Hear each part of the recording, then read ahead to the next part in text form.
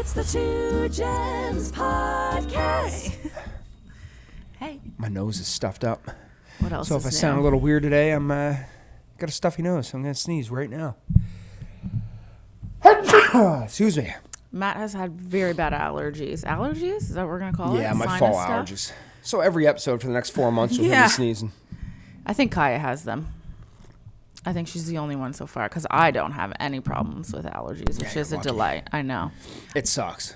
I know. Like, it super sucks. Like, I feel like I could never understand, but I've been witnessing it for the last 8 years, and it looks like a nightmare. It gets like all up in your head, and it feels heavy and stuff. Ugh. and I don't really like taking pills. Like, so like I try and take them as infrequently as I possibly can, which is probably I'm like the detrimental opposite. to my Love a good pill. Yeah, and like if I take a Sinutab or something, it usually cleans me right Of up. course but I'm it just does. like That's what cognizant it's of there for. How many of those? Like I could. That means I would live off them for 3 or 4 months of the year. Like it's pretty Yeah. bad on your stomach and Right, everything, right? So right. I try and wait till the extreme days. Maybe I should take them on recording days. Yeah, it's an extreme day. This is episode 15. Yeah. Last episode was cut short. It was like 33 minutes. I was thinking about that, and I was like, we should actually reflect on what the hell happened behind the Yeah. scenes of that chip. Sorry, everybody. That was really bad. Yeah. And I'm just gonna also say that I was genuinely pissed, like the whole time, like after it happened and when you were lying in bed and all this stuff, I was still mad. I was like red mad because I had this whole thing planned out. We had wine. I literally said to Matt, because I'm not overly adventurous in the bedroom, and he likes to complain about that, I prepared him. I was like, okay, I'm going to shower. I'm going to look all cute, and then we can come down. And I'm like, let's do it in the podcast room. Like, I had high expectations. Freaky. And you were like, yes, okay. And then... Well, okay, so I surprised Sheridan with the chip, and I didn't think it was going to be that bad. I had done no research on this. Like, I just saw it at Sobeys and bought it thinking it would be funny. Like, I didn't go on YouTube and do my due diligence, see how much we were going to get wrecked by this thing. And I've seen other people on the internet that could eat it pretty well. And I'm convinced that the time of day had something to do with this. Well, when were we recording? It was like 9:30 or something, right? It was late at night when we got the kids to bed and everything. Mm-hmm. And like, I don't know. I don't know. Just the whole situation. Like, I feel like it was really bad. It was really, really bad. So a lot of people on the internet, like Matt's like, man, I can't believe we did all that and didn't even get any content. But the reality is, had I not eaten the chip, I probably would have followed you around and made a funny video. But I also had the tiniest bite. And my mouth was under the sink. Like, I ran over to our bathroom right across the hall and just like was there for like a solid at least 6 minutes with just water going down. It was horrible. It was so bad. You ate the whole fucking chip. Like, you ate the whole chip. And chewed it and like, yeah. But then there's people on the internet that are putting this in their mouth and chewing it for like a minute before they swallow it. Like, I don't even But understand like, it was so bad that Matt's like, I think like he couldn't feel his hands. He's like, I know you hate me, but please stay awake for me. Like, you might need to call an ambulance. I think I'm you're having a not stroke. putting enough emphasis on this. No. Like, it was really bad. Oh, it was See, really and bad. and the thing is, if you go on YouTube and look up like the One Chip Challenge 2022, like that version of the chip, like I think what happens oftentimes is you get the person's initial reaction, Yeah. like the first 30 minutes or whatever of like how shitty it is. But what they don't show is 2 or 3 hours later when that thing is in the bed of your stomach, like Right. what happens. Right. And so like the mouth was bad. The mouth was really, really, really bad. But then when it got down in the pit of my stomach, it was so awful. Like So it had to come out some way. So I went into the washroom and I was either pooping or vomiting. It was one or the other. Like I could feel it. Like my stomach was just like, get me out. What the hell is that? Is that the chip? It's like a piece of the chip on the table. There's a piece of the chip. Haunting us. Anyway, so I was in the washroom and I was like, this is bad. It's coming out one way or the other. And I was sitting there and then I started getting lightheaded and I started losing feeling in my arms.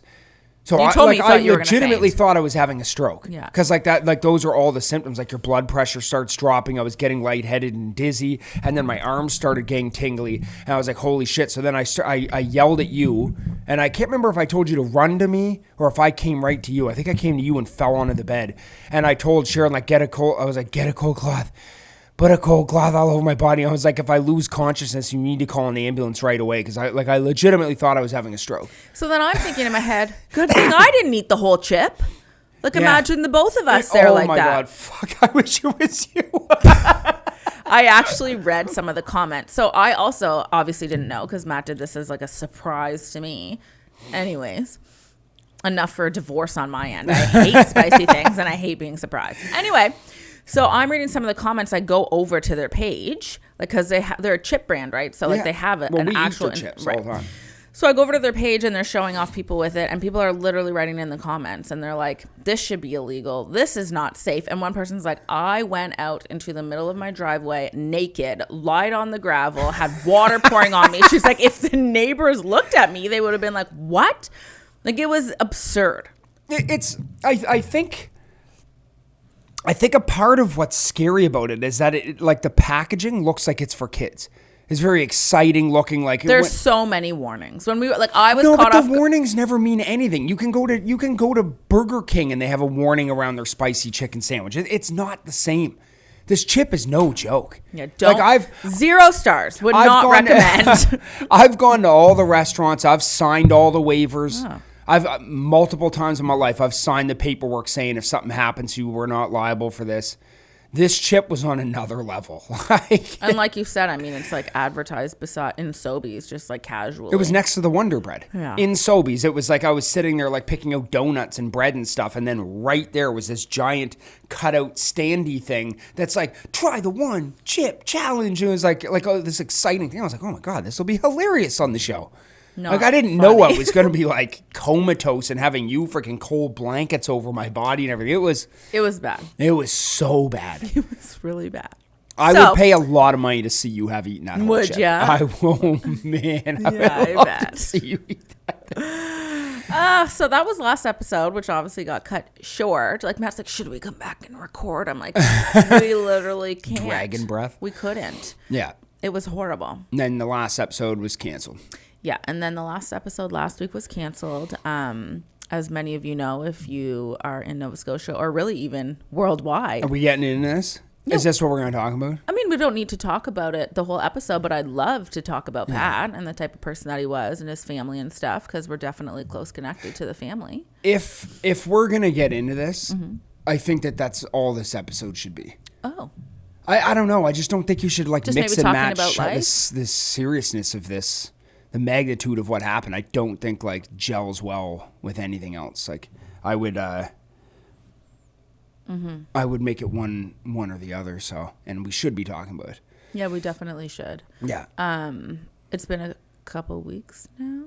Well, almost. It'll be 2 weeks on Saturday. Yeah. Right. And actually, sorry, the more I think about this, I didn't message Melissa and ask if she was okay with us just like talking about it. So maybe we shouldn't. But I do just want to touch on how amazing of a person Pat. Sure. And everyone's talking about. We can talk about it. No, I know. But obviously, we're like very involved. You know what I mean? Yeah. Much more than the outsiders. So yeah, I think we'll just be cognizant of what we're saying. That's all. Just be sensitive about the whole thing. Obviously. But I mean, there's lots to say. Like, do you want to talk about this? I feel like what did you have planned for today? Nothing. I felt like we hadn't talked in so long, given last episode was a write-off, and then the episode before that, and then we didn't do last week, so I just kind of thought we were just gonna chat about life. Okay, well, let's talk about it. Okay. And, you know, like you said, I mean, we are very close to this situation, and so we have to be very mindful of what we say from, like, an investigative standpoint and everything. Like, I don't want to talk about names. That I don't want to talk about that shit at all. I will say, though, that I met Melissa when I moved here, which was 2014. Right? Yeah, that was 2014. Yeah, but she actually started. We started following each other on Instagram before that, when I was with my ex, because I had a picture with Brinks, the puppy, and I remember her commenting on it because she loves dogs, and we started following each other. But basically, the reason why we knew each other is because another one of my exes in university was best friends with the father of Alora. So I had heard of her and like I knew who she was through Jordan, but I didn't actually know her personally. And then when I moved here, you already knew Pat, obviously, because you had done work with him and stuff as well, I think, at that point. Oh, yeah. And they weren't even together then. And then her and I kind of just like hit it off right away. We became friends. It's hard to think back on it, but I do remember us going to Wolfville one time when Alora was like 3. It was so cute.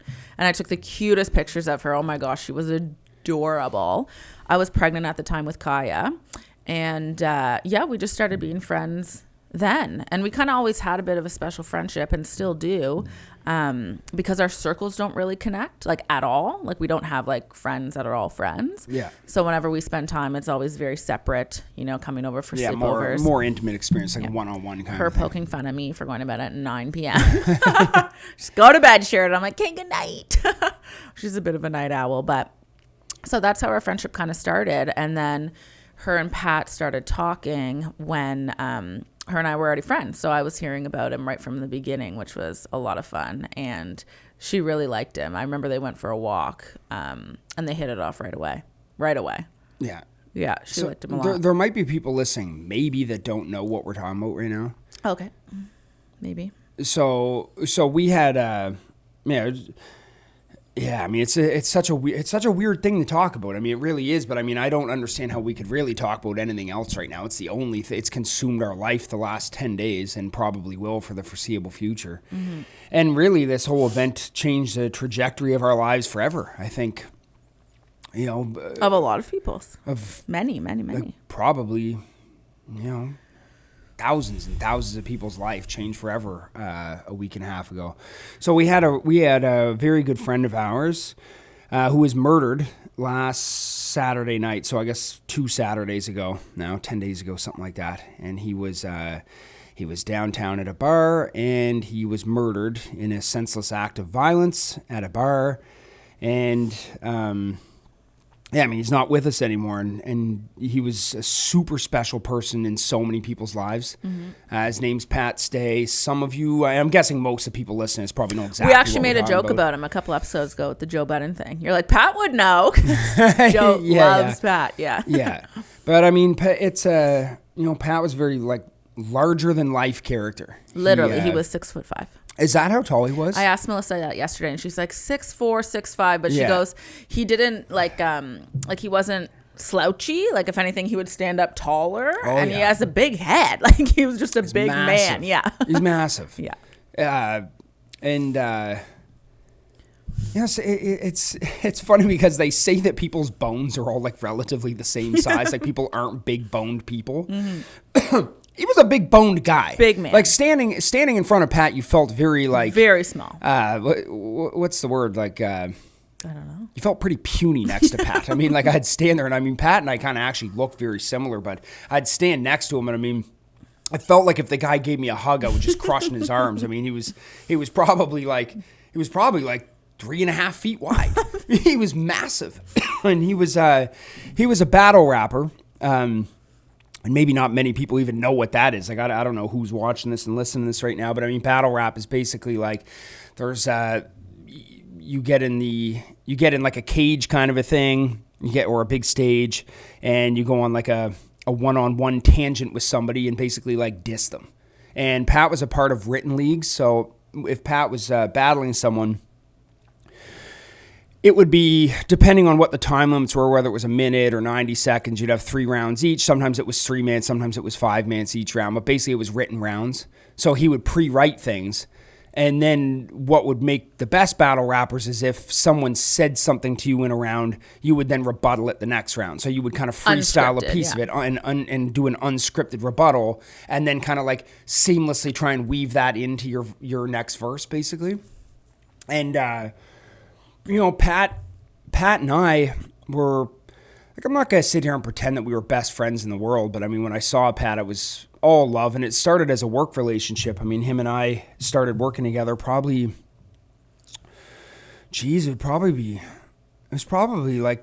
would be 14 years ago now.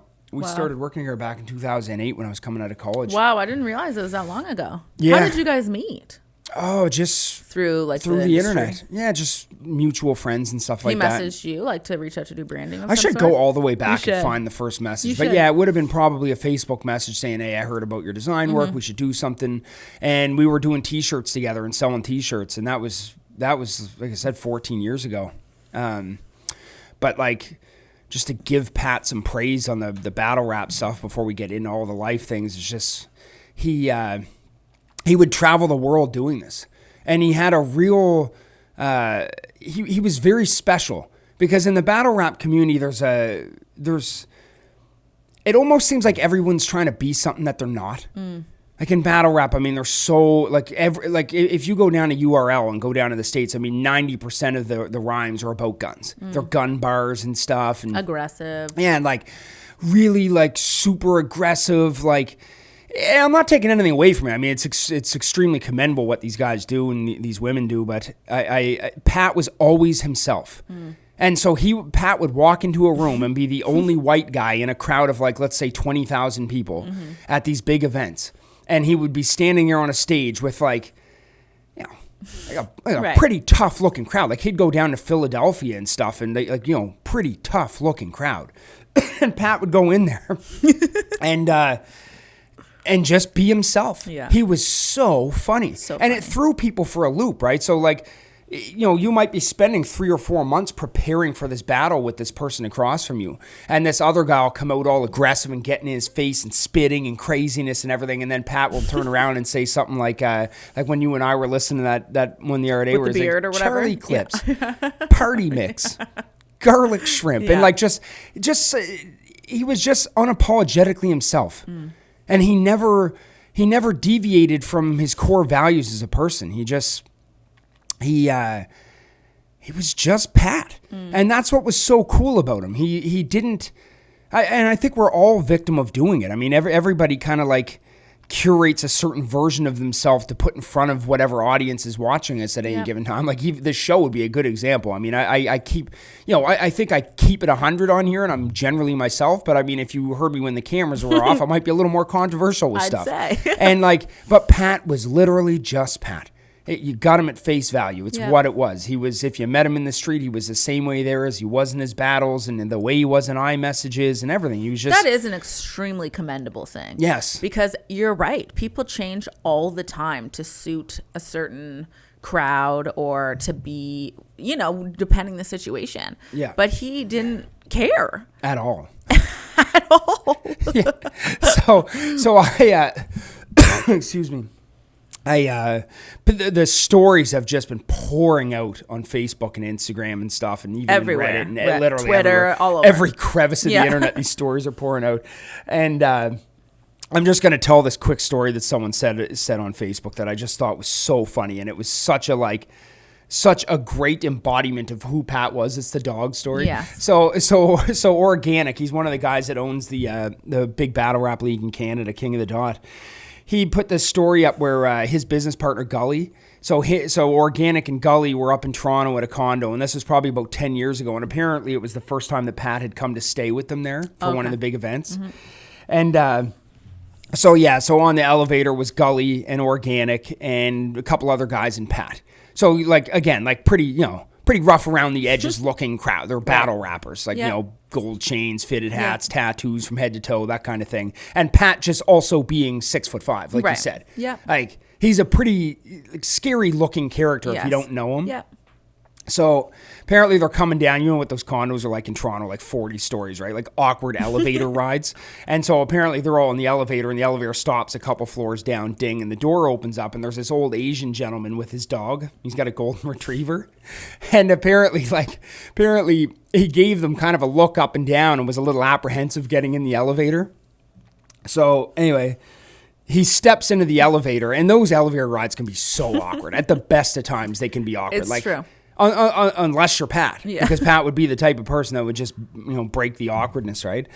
And so anyway, the guy gets in the elevator, and the elevator doors close, and I guess it was just complete silence. Well, all you hear is the elevator cords going as the thing's going down to the ground floor, and I guess he looked over at Pat, and just kind of like stared at him. And I mean, I can only imagine if he was a little Asian guy, Right. I mean, he's probably Yeah. looking at him like this. And then Pat's just looking right back in his eyes, and he goes,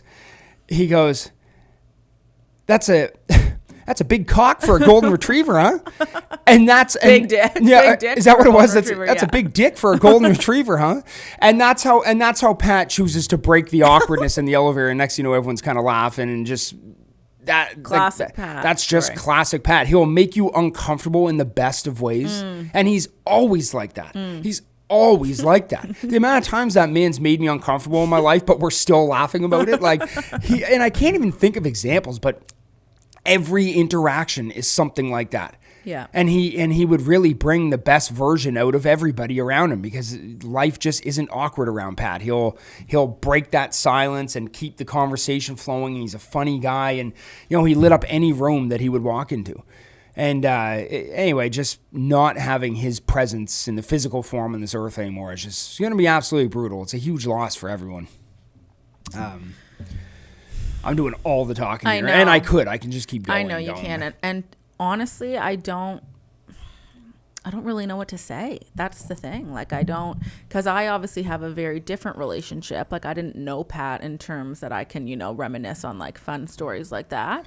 I knew him through the lens of Melissa, right? So I got a very different version, which I actually think is kind of special, because I felt like I really got to know like the Pat that was in a relationship with his partner,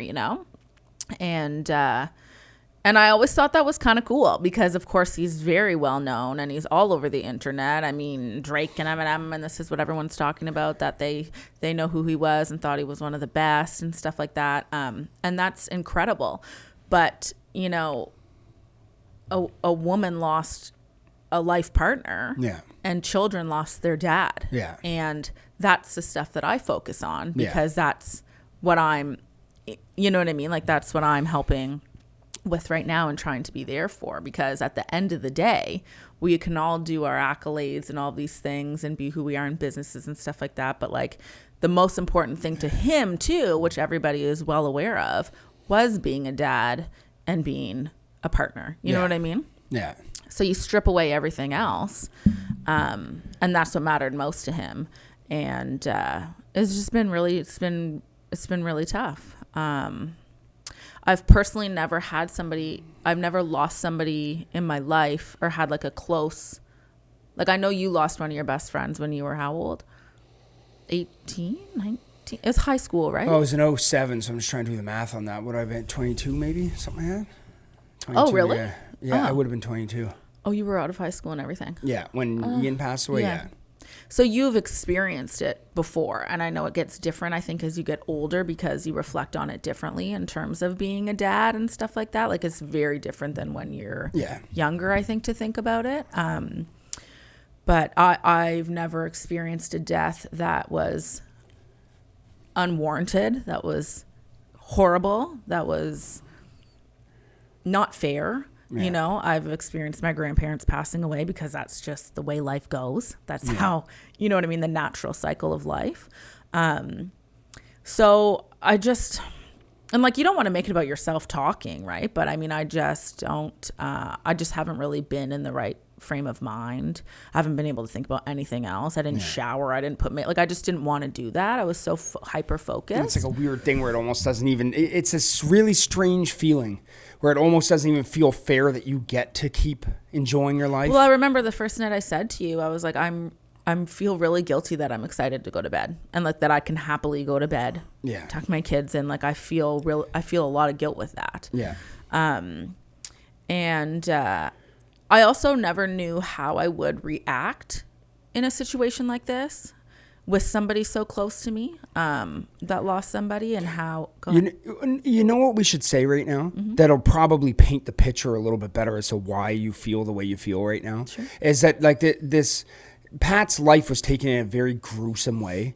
Mm-hmm. Like, he was stabbed to death in a bar, and a lot of things were floating around the internet, and it was just absolutely repulsive. But I mean, you couldn't really go on the internet without stumbling into videos. Like, my phone was blowing up with people's like Snapchat videos and stuff, and people were actually filming this man dying on the street. So like, I saw, what's that, sorry? I don't think Melissa's aware of that. Of course she is. Everyone knows there's videos, Sharon. I don't think she there's all kinds of them. There's like I was talking to her about it yesterday, but anyway, that's okay. No, but what I'm trying to paint is a picture that this was very graphic, and I think that makes it even worse than like just seeing our good friend laying like that in such a helpless position and everything. It's just awful. It's just heart-wrenching, and I think that the magnitude of who Pat is as a person, how beautiful of a human he was, how amazing of a father and how amazing of a partner that he was, and just how motivational of a human being that he was, and then just seeing his life taken like that is just, it amplifies how extreme every emotion is that wraps around this thing. Mm-hmm.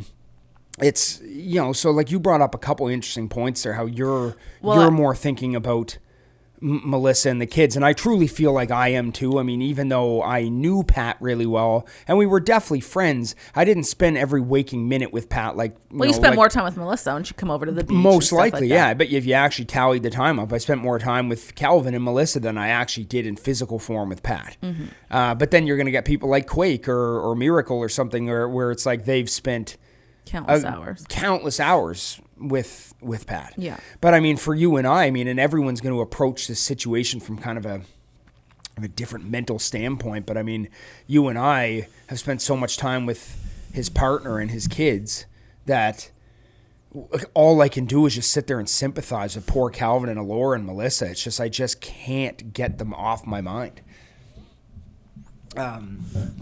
Sorry, she just texted me. Well, I was also going to say that I think because I'm at the age that I'm at, and it's her family dynamic is quite similar to ours in the sense that, Calvin is the same age as Theo.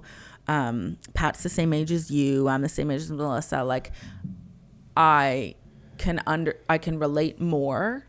Like, it seems very much like this is like, if this happened to me, it would have been a similar. Do you understand what I'm trying to say? Yeah. I'm not getting my point across properly, but I can relate and understand. I mean, I'll never understand, but I can't. Like, I can understand how she would be feeling because it's so similar to our family life. Yeah. It resonates with you. I mean, if you were a 17-year-old girl in high school kind of witnessing this on the news, I mean, it's not going to be as impactful as someone that has a very similar family dynamic. Like, you really get the little nuances of how impactful this is going to be on the lives of their children, on Melissa's life. Right. You get it. You truly get it. So that's why it's, you'll feel it like a lot of people won't. Exactly. And like I said, like I'm very close to the situation. So like, I just don't want to say too much. I really wanted you to talk about Pat and how wonderful he is. And I know you're saying we can't talk about anything else, but I mean, we could also talk about how I've never thought more about what happens after death than I have lately. I've never been a big believer. I've never really thought about it. I mean, my mom was raised Catholic and she went to church every Sunday and she wore her outfits and she did her French verses and stuff. And she had made a decision that when we were kids, we weren't going to do that. And she said, you guys can decide whatever you want to do. Yeah. I think we went to church at Christmas, and Easter, and that was it. I was in a public school. I wasn't in a Catholic school. So like God and that kind of stuff has never really been in my life. And I like where you're going with this because I've definitely thought a lot about this Well, and too. I just feel, but I've never ever in my life truly believed that somebody dies and they just go down. Well, Pat is being cremated, but like a body just goes and is put below 6 feet and that's it. Yeah. I've never believed that, never. But I don't know what happens. But I don't think that there's got to be more. And you hear all these beautiful stories of people hearing, like people coming back because they're open to receiving, children that are so innocent and that are not tainted by anything and they're just accepting of all things. Yeah. And you hear these insane stories from kids. Just all these really cool things. And actually, Lise told me yesterday, Lise would be my dad's girlfriend, that this is just an example, she lost her brother to AIDS and now she has a beautiful foundation, the Snowy Owl Foundation and whatnot. But she was telling me that something happened. She was somewhere. He had just passed away not long ago and she got into her car and was bawling her eyes out. And she was listening to an English radio station. And all of a sudden, a song flipped to a French song. And it said, les pleurs, like arrêtez les pleurs, ma sœur, which means stop crying, my sister, in French. Weird. From an English radio station. Weird. Just some random song came on that said stop crying, my sister, in French. Yeah. And she was like, and when she told me yesterday, I got goosebumps. Like that was his way of coming through. You know what I mean? And I've never thought more about it than I have over the last week and a half. And Melissa and I were talking about it yesterday when we were up at Lawrencetown. She brought me to this really cool spot. Like we've been to Lawrencetown before. However, we haven't been like up the hike where the little surf shop is and around. And we just sat there and talked for hours. Where was I going with this? And we were just talking because apparently Pat used to actually make fun of the girls because her and her friend would do like the cards. You know what I mean? Like the tarot cards, I think they're called. Yeah. And so he would come upstairs and they'd be like, fucking hide the cards. And she was like, watch him come out in one of the next cards, right? And he's like, surprise. But there's just like, I've been thinking a lot about these things. And yeah, the afterlife and I don't know. There's gotta be something, right?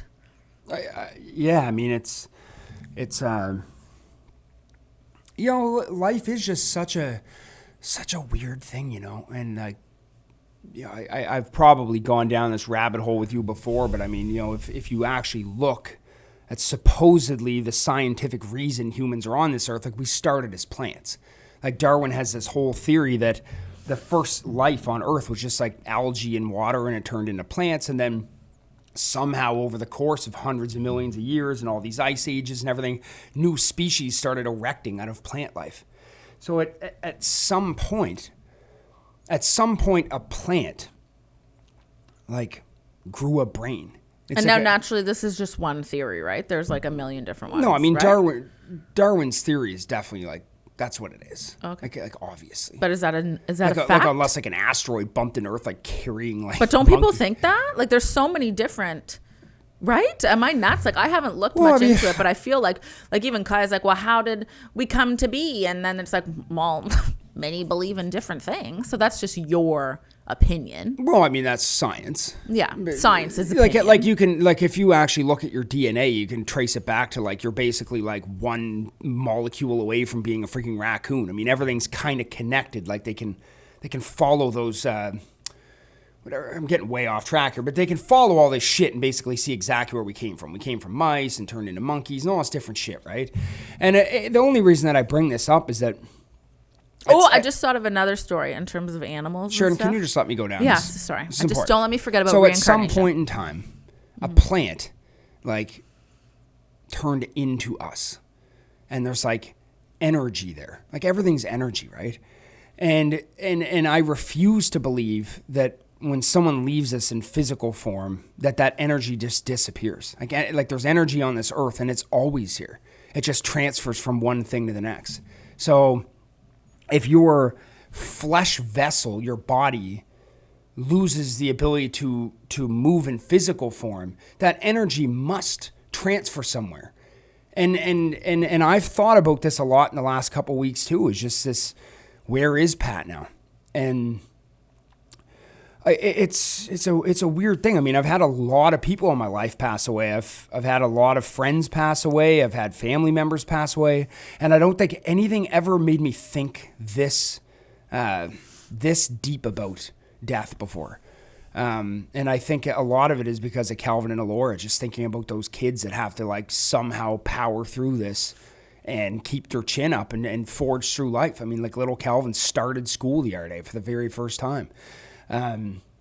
So like, where is he? Like, is he actually above us? Melissa down, and I were looking at the water. I'm like, Pat, where are you?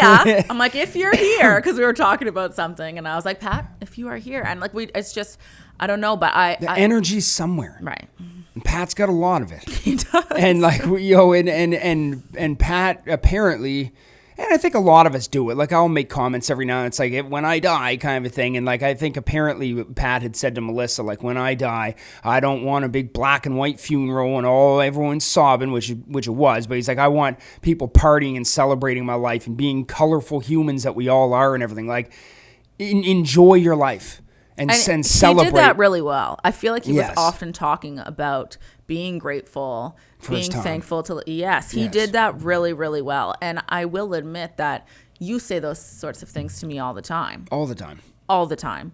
And I think a lot of us take life for granted. We do. You take everything for granted. Like, even simply a glass of water.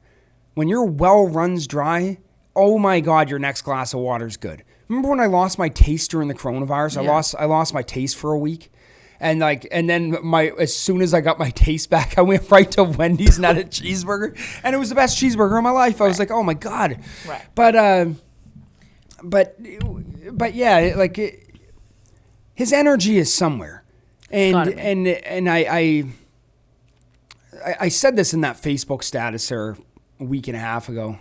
I feel like I actually I didn't delete one word in that. That just rolled off my fingers, and there wasn't even a typo in it. It was weird. It was like I channeled this like crazy, like I just like typed it, and I didn't even reread it. I just put it up, and I feel like I actually worded things really well about my feelings about this. It's like I feel like you really have to live life without regrets, and I've always said that. Like, I think it's so important. Like, even when you royally screw something up, embrace it and learn from it and fix it for the next time. And so what I was saying about Pat and his passing is just, I think we all, like, it happened. And sorry, I just want to say that I think too that it taught us all a lesson, and you wrote that, I believe. That's exactly what I'm going. Sorry, no, but what I was going to say was, for me, hearing all these stories of Pat and everybody writing in about him, and like, for example, the one with the homeless man that keeps being shared around, and how, his family came up and made him feel so special, and it didn't matter, and he treated Shaquille O'Neal the same as that man, like it was all connected. It's made me reflect and think that I should be doing more as well, just with people, just having those conversations, just being more present for whoever, whenever, because like, not many people have had that impact on other people like how he did. And I think that's incredibly special. Everybody had a story about Pat. That's what my brother said. He goes, I wasn't Pat's best friend, but I sure felt like it. Like, he made everybody feel that way. And I just, it made me realize that whenever my time comes, that I would like to hope that people would say the same sort of thing about me, because there's really nothing better. So to do that and to take that and learn from how wonderful he was, Yeah.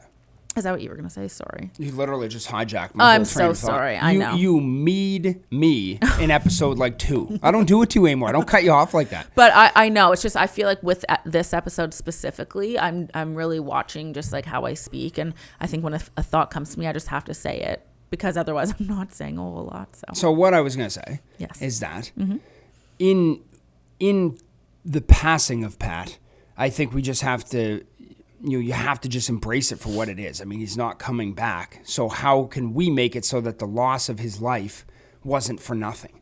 And I think it's a weird, morbid thought, but it's like, I think you have to just embrace the fact that Pat's gone, but he taught us all so much. And his death is a waste if we don't make ourselves a better version of ourselves and learn from the passing of Pat. And I try to carry myself in that exact same way through life. It's like, when I'm gone, did I leave enough of a mark on this world that everyone will rally behind my passing and be a better version of themselves and be like, oh, Matt was this, or Matt was this, or Matt was that. And I think that Pat, just being who he was, it's probably a lot like Tupac. When Tupac would have never meant what he meant if he didn't die when he did.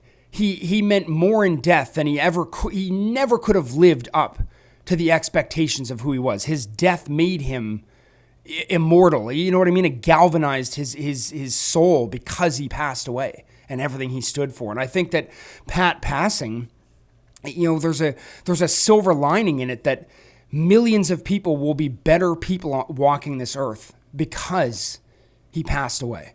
You know what I mean? He left such a mark on everyone. No, where was Eminem when he was alive? Right. You know what I mean? Just like everybody's coming out of the woodwork now, all these people. So you know what I mean? When he was here, he didn't mean as much as when he was gone. And I think that if all of us can, like, if Pat's looking down right now, what would he say he'd want us all to do? Don't take life too serious. That's what Pat would say. Make the dick joke in the elevator to break the awkwardness. Like, he would just say, just be yourself and don't worry about what people think about you. Mm-hmm. And chase those dreams that you have. Like, execute on them. Don't just think about them, execute on them. And like, he traveled the world battle rapping. He had a TV show that he was pursuing that was just recently picked up by a big telecom company, big network. He was working on an album. He was a great father. He was a great husband. He was a great Samaritan. Just a person that would walk down the road, and if he saw someone crying or having a hard day, he would literally just sit down with them, shoot the shit, and bring them back up. Mm-hmm. Like that photo of him in that gymnasium that day with that little girl up there that was doing that speech, and someone took a photo at the back of the gymnasium, and there's Pat, front and center, 6'5" tattooed man in a gymnasium cheering some little girl on that's doing her speech. That's actually a very sweet story. I think it was a little boy. Oh, was it? Okay. But I guess his mom or somebody reached out to Pat saying that he was his biggest fan and that he was really nervous, but he wanted to perform at the talent show. And so Pat had no idea who this boy was, and he went right over to the school. There's a picture of Pat, like you're saying. He's humongous because of little chairs, and he's sitting front row. And you look up, and the little boy had, he gave him the confidence to go up, and there's just Pat and the little boy up there. It's such a special photo. And let's keep in mind that Pat had no business at this school. It's not like he actually drove to that school and went in that gymnasium and sat there to cheer that little boy on that had to do a speech in front of the school. And even something like there's so many stories. We could just talk for hours and hours, but Daphne, one of her good girlfriends, works at the school that Calvin works at. And she was just saying, she's like, he had just come for the end of school, whatever it was, or end of daycare. It was daycare, I think. Maybe. I could be making this up, but all to say that they were doing like a t-ball game afterwards. Yes, I heard and this. Pat stays and plays t-ball for an hour and a half with all the kids running around chasing them, right? Like, that's just the type of person that he was, to do that, to make the time. And that's also something I've really thought about is making the time. Yeah. Because, my God, that man was everywhere. I don't know how he did it. I know. Like, he had it was insane. You hear the stories, and it's like, where did he find the time? But he had the time, and he found the time. He made the time, and he made the most of his time. Yeah. And that's something that I fall victim of, is not doing that. There'll be hours that go by, and I'm like, what the fuck did I just do? And he was always up. What are you looking at? Sorry. He just found the time, and I've learned a lot from his passing, like you just said. And the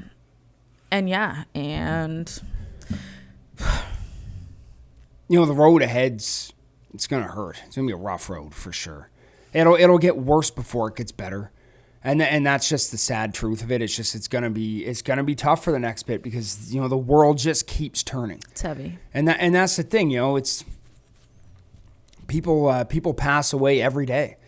Millions of people pass every day, and the world just has to keep on turning, and life just has to keep forging ahead. And like I said, I think the most important thing is that we all carry that torch forward and just make sure that, like, he didn't die for nothing, that he stood for something in his passing, and that we all embrace a bit of Pat and make ourselves better versions of ourselves, so that he can look down from up there and go, fuck yeah, guys, You're doing it. Well, and it's funny because there's all these moments already, like even at the funeral, like you said. So Quake had sent you a photo from the day before being like, should I wear this to the wake? And you're like, yeah, absolutely. It was kind of this absurd outfit. Yeah. So then Matt in his head, he's like, all right, everyone's going to the funeral and wearing something crazy, like definitely for sure, colorful. That's what Pat would want. And so we get there. And of course, everyone is mostly in black and dark colors. Like 99%. What? And he's wearing the brightest pink blazer you could ever find. And I said to Matt, I'm like, are you fucking kidding me? Pat would find this hilarious. Like, he'd be looking down, like, look at you dink. And loving it, right? So it's like you found a little bit of Pat in you just even right there. Whereas even maybe before you'd been like, fuck. I probably would have wore the black and white. And then I channeled my inner Pat. And you maybe would have been like, ooh, like, was this the wrong choice? But you had a little voice in your head being like, wear the fucking coat, Matt. You know what I mean? It actually registered in my head. I thought to myself, what would Pat want? I was like, he's up there laughing at me right now for sure. Like, exactly. Just be yourself. Yeah. Just be yourself. Yep. Like, was there anything bad about this guy? Like, oh my God, he just seems so inspirational to so many people. Absolutely. Jordan's trying to think of something bad. I know. I'm like, the guy was the man. Yeah, and it's been really beautiful to see the community, like hugging her, a big hug to Melissa and to the family. And that's been really special to watch. And I know she's so extremely appreciative of it. It can be very overwhelming when things are coming, you know, left, right, and center all over the place. And I don't know about the process of grief, but I know there's stages. I haven't read up on them yet, but I know they're there. And it is going to be, I don't know. I mean, I feel like I've spoken to Melissa so much the past week and a half, and we've just had really good conversations. And honestly, like, it's actually unbelievable how well she has been able to carry herself. Yeah. It's really inspirational, honestly. Yeah. Because yeah. I can't, you know, and, you know, to see her smiling, and the other day when she ran into the ocean, and she just fucking went in the ocean because she wanted to feel something, and she just came out and she's like, I needed that, you know? Yeah. And yeah, so anyway, I don't really know what else to say about that. But I guess I don't know what time we're at here, but a lot of you have been reaching out to me asking how you can help Melissa, and the meal train is starting, and that's all wonderful. Somebody wrote to me, and I wholeheartedly agree that grief has no time frame. I don't know, like, I guess you could even use your friend Ian as an example. Like, it gets better. Like, time heals. For sure. It's different, but it does heal. Like, it'll never be the same. Right. There will always be a piece of the puzzle missing. Right. But you just have to see the whole picture of life without that piece and just make a new picture. Yeah. But there will always be, Pat's little puzzle piece will always be a piece of all of our lives going forward. Guy was the friggin' man. And there's going to be, I think, at least there's talks going on about a celebration of life and a big thing being put on, which will be really special. And yeah, so if you're in Nova Scotia and want to be a part of that, I think that will come out soon. And otherwise, yeah, I've cried a lot. We've cried a lot. I don't have many tears left. Yeah. Like, even at the funeral service, I was going in there and I was thinking to myself, like, oh man, how hard is this going to be? I didn't have that hard of a time at the funeral personally, because we've spent a lot of time with Calvin and Melissa. Unfortunately, not so much the Laura lately. I think she's been kind of grieving with her friends, and it's awesome that she has those friends. But I just feel like like the night before, Calvin stayed the night out here, and we had such an awesome day together. Oh, he had so much fun. Like, we were playing the old 16-bit Ninja Turtles game, so we ordered a pizza, and we were sitting there having pizza together and playing video games. We went swimming, and we went to the splash pad, and I was pushing on swings all afternoon. Like, he really had a great day. But when the evening rolled around, he wanted Sheridan and I to lay with him separately. Sheridan laid with him first, but I will never forget the feeling of the day before his father's funeral. I'm laying in bed with Calvin, rubbing his back while he goes to sleep. So, you know, you just, like, for our listeners right now, like, actually try to imagine laying in bed with another man's son who just passed away and rubbing his back while he goes to sleep.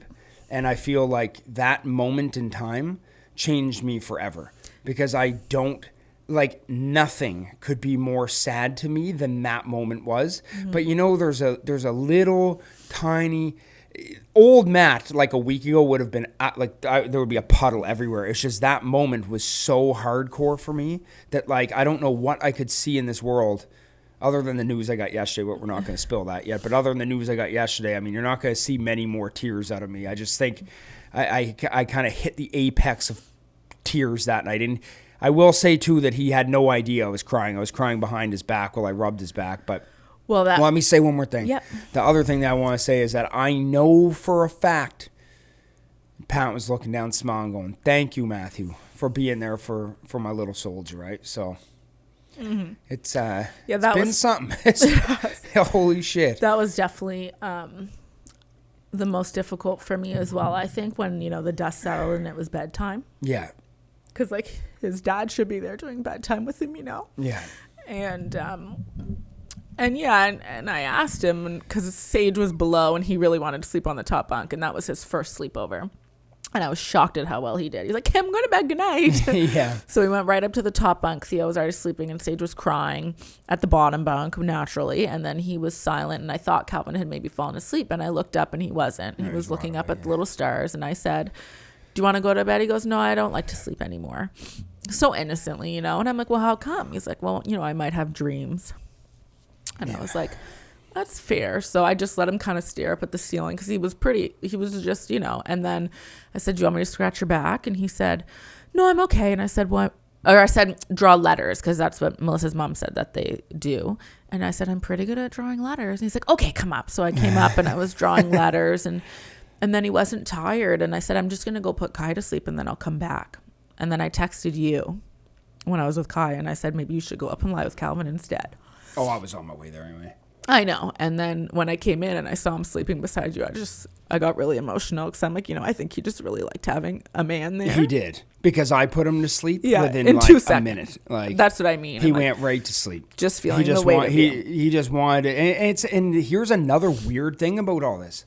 Pat and I are very similar. Yes. And you look bald, beard, tattoos. Yes. Definitely. And like the other just day, height difference. last week, I was trying to make an effort to call Calvin in the morning before school and just kind of pump him up a little bit. Yeah. And then it dawned on me, like, I hope when I'm FaceTiming that for a split second he doesn't think for a second that I'm Pat. Because like through a phone screen on FaceTime, we like God, we look very, very, very similar, visually. And well, I mean, anyway, it's Calvin kept calling you dad, and I said that, and he just, "But where's dad?" And I didn't correct him. Of course I didn't correct him. I just said, "He's outside," because maybe you look, like I don't know. No, you know what I think it was? Because I started cluing into it too. I think what it was is because Theodore's around him. And he keeps on going, "Dad, Dad, Dad." So it was almost like he kind of adopted that name a little bit and just started calling me Dad. Because he wouldn't even know me as Matt. He would know me as just that's Dad. True. Like yeah, that's what Theo and Kaya call me. Yeah. Anyway. But it's been, at some point, I think I need to step up to the plate with Laura and make sure she's okay too. Like, she's kind of fallen to the wayside and all this. Like, well, yep. Sorry, go ahead. And my God, you were interrupting a lot this episode, aren't you? You keep trying to grab my thoughts, but she's just, she's old enough to have friends. And Calvin doesn't have friends right now. He's too young to have made friends. He just started school, so it's nice for Laura that she has that group around her, that support system with friendship, that she can kind of lean on them for those things. But I would definitely like to go out to a movie or something with her and just make sure she's okay. It would be nice to spend some time with her. The good news, a good thing in all this, is that Melissa does have a lot of people rallying behind her, family, dads, stepdads that she also considers dads that have kids, Alora's grandparents that are very involved, even Alora's dad that she asked if he could just, get to know Calvin. Like, there's definitely a lot of people, but like more people the merrier, right? Yeah. The village. So, yeah. She has a great village. She does. She has a lot of really good people in her. A lot. Yeah. Anyway.